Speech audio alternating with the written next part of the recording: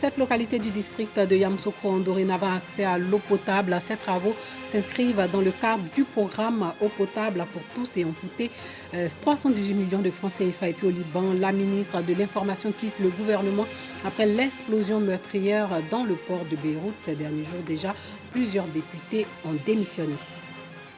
Bonsoir et bienvenue dans le journal. L'accès à l'eau potable a eu une réalité dans cette localité du district de Yamoussoukro où vivent près de 15 000 âmes. Les travaux ont duré 5 mois. Ils s'inscrivent dans le cadre du programme Eau potable pour tous. Coût des travaux, 318 millions de francs CFA. Léon Bro. Attroupement autour de la citerne d'eau potable de l'ONEP. La scène se déroule à Sakiaré, un village moderne du district autonome de Yamoussoukro, pourtant équipé d'infrastructures d'eau potable. Au robinet, là, l'eau ne vient pas. Comme on ne gagne pas l'eau là, on prend un bidon là pour aller payer. Quand l'eau coupe là, ça peut faire 2 mois, 3 mois. On va au marigot pour aller chercher d'eau pour boire. Impossible donc de s'abreuver au château d'eau de Sakiaré. La pénurie d'eau dans ce village prévaut aussi dans 6 localités voisines. Raison, vétusté des infrastructures, accroissement de la population. Ces localités-là sont alimentées à partir de fourrage et avec les changements climatiques, ces fourrages-là connaissent une chute de débit. La quantité d'eau nécessaire pour alimenter cette population est de 510 mètres cubes jour. Malheureusement, nous ne produisons que 180 mètres cubes. Voici la solution pour Sakiaré et les 6 autres villages se partageant la pénurie d'eau. De cette vanne ainsi ouverte ce samedi 8 août 2020, coule désormais de l'eau potable et la sécurité quant à l'accès des populations de cette localité à l'eau potable s'en trouve assurée. Résultat du raccordement de Sakiaré, Menou, Koriakro, Ndebo, Lolobo, Konakofikro et Ndenou au réseau d'eau potable de Yamoussoukro. Des travaux dans la vision du chef de l'État pour assurer le bien-être et l'épanouissement des populations.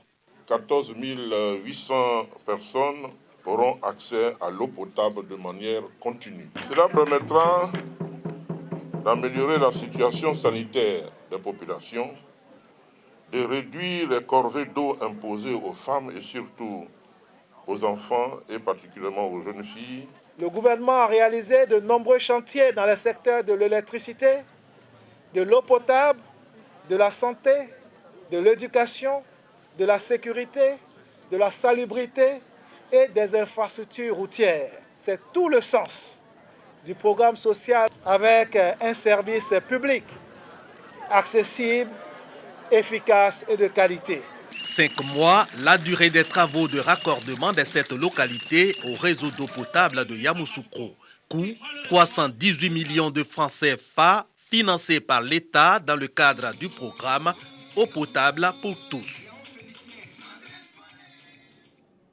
Une stèle à Béoumi pour sceller définitivement la paix et la cohésion sociale entre toutes les communautés de cette localité du centre du pays. Ce monument va rappeler constamment aux populations de Béoumi l'intérêt de préserver la paix après les événements qui ont endeuillé plusieurs familles les 15 et 16 mai 2019. Le reportage de Soro Corona.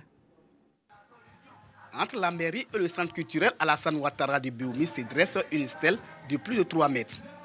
Une stèle représentée par 2 hommes qui tiennent la carte du département de Béoumi et une colombe. Autour d'eux, 2 enfants symbolisant la paix retrouvée entre les différentes communautés de la ville. Ce monument vient sceller définitivement la paix et renforcer la cohésion sociale entre les habitants de Béoumi après les malheureux événements des 15 et 16 mai 2019. Cet événement malheureux des 15 et 16 mai 2019, je demande aux Tout-Puissants de nous aider pour que cela ne revienne plus dans notre département. La paix est revenue à Béoumi définitivement, puisque les hommes religieux ont prié pour la paix, ils ont prié pour les morts. Vraiment, ça c'est un bon signe que Allah nous attend. Le ministre de la Communication et des Médias a salué les efforts consentis par les autorités étatiques, coutumières et religieuses pour juguler la crise qui a secoué le département de Béoumi. Pour Sidi Touré, cette stèle est le symbole d'une nouvelle alliance et du renforcement de la cohésion sociale entre les différentes communautés.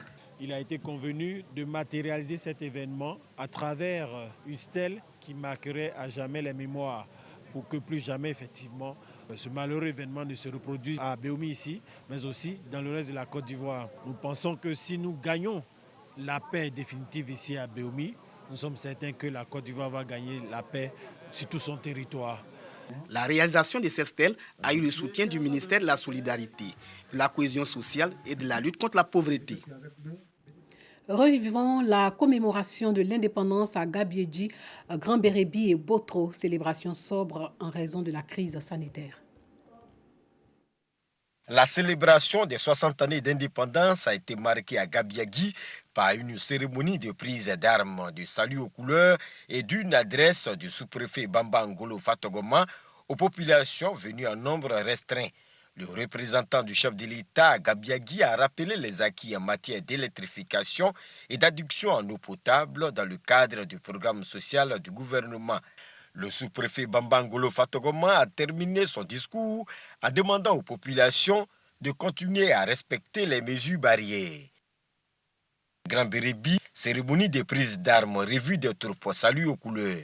Puis, le discours du sous-préfet Victoire Vamoudri, qui a dénoncé la récurrence des conflits fonciers et des conflits de chefferie dans la sous-préfecture de Grand Bérébi. Elle invite donc la chefferie traditionnelle à s'impliquer davantage afin de trouver des solutions durables à ces problèmes dans l'impartialité et la paix. C'est par un défilé militaire que la commémoration des 60 années d'indépendance de la Côte d'Ivoire à Grand Bérébi a pris fin.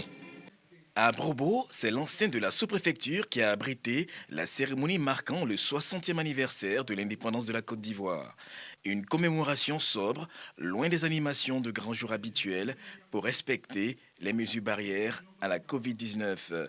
Occasion pour le sous-préfet de Brobo de saluer tous les efforts du gouvernement dans la lutte contre la pandémie.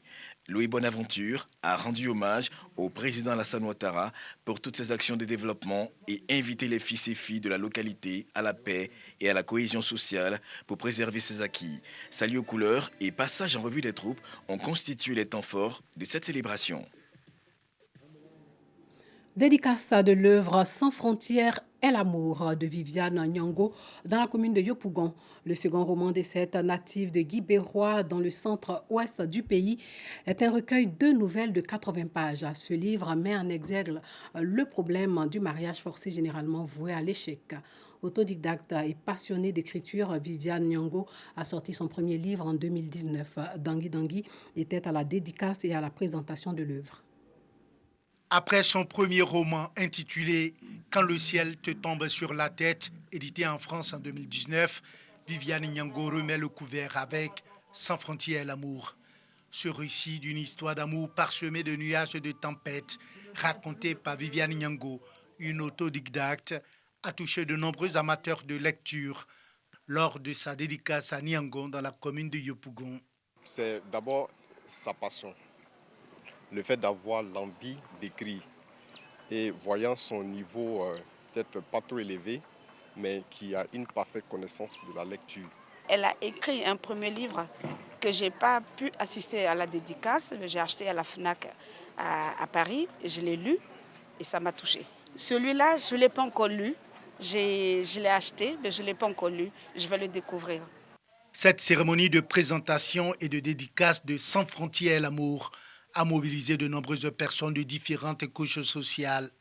Tous impressionnés par la plume et le courage de cette femme autodidacte, décidée à montrer que son amour pour l'écriture est tout aussi sans frontières.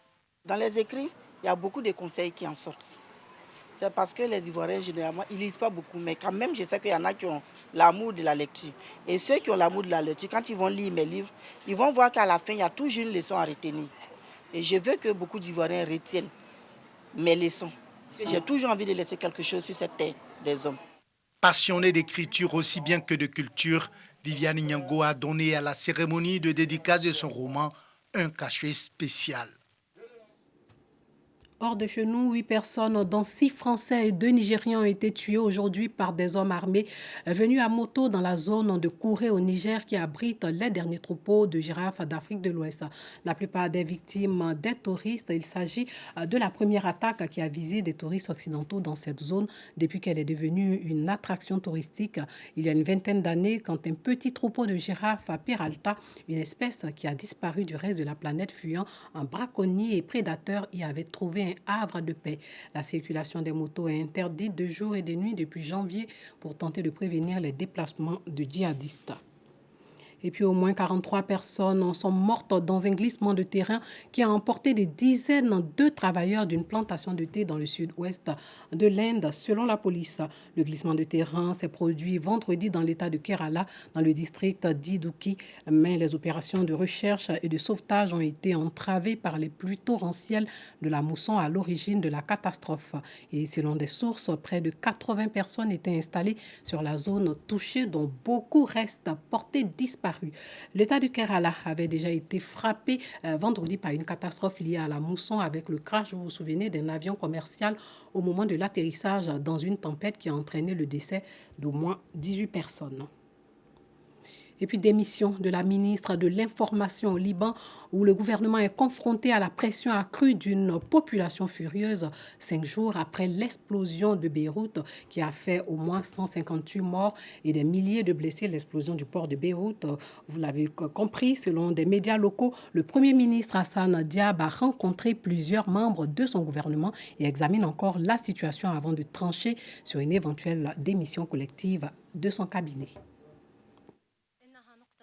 La ministre de l'Information libanaise, Manal Abdel Samad, a annoncé aujourd'hui qu'elle quittait le gouvernement, première démission du genre après l'explosion meurtrière et dévastatrice du port de Beyrouth qui a traumatisé l'opinion publique et alimenté la colère contre l'incurie des dirigeants. C'est le point de non-retour. Le peuple a faim, l'économie s'effondre, la crise économique, financière et monétaire s'intensifie. Nos familles, nos enfants, nos parents et nos amis sont sans abri, habités par le chagrin, le désespoir et la frustration. En ce moment décisif, nous ne pouvons qu'avoir une position patriotique honorable à leur côté. Je m'excuse auprès du peuple libanais de ne pas avoir été en mesure de répondre à ses ambitions et aspirations en raison des défis difficiles auxquels nous avons été confrontés. Par respect pour les âmes des martyrs, la douleur des blessés, des disparus et des sans-abri, en réponse au peuple exigeant un changement, j'annonce ma démission du gouvernement, souhaitant à ma nation bien-aimée, le Liban, de retrouver ses forces le plus tôt possible et de marcher bientôt sur le chemin de l'unité, de la stabilité et de la prospérité. Vive le peuple et vive le Liban. Le patriarche maronite, le cardinal Béchara Rai, a réclamé la démission du gouvernement et des législatives anticipées. L'explosion au port mardi a fait au moins 158 morts et plus de 6000 blessés, dont au moins 120 sont dans un état critique. Selon le ministère de la Santé, et 21 personnes sont toujours portées disparues.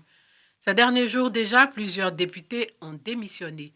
Samedi, des milliers de manifestants en colère contre la classe dirigeante accusée de corruption, d'incompétence et de négligence après l'explosion ont pris d'assaut brièvement des ministères et défilé dans le centre-ville de Beyrouth pour crier vengeance.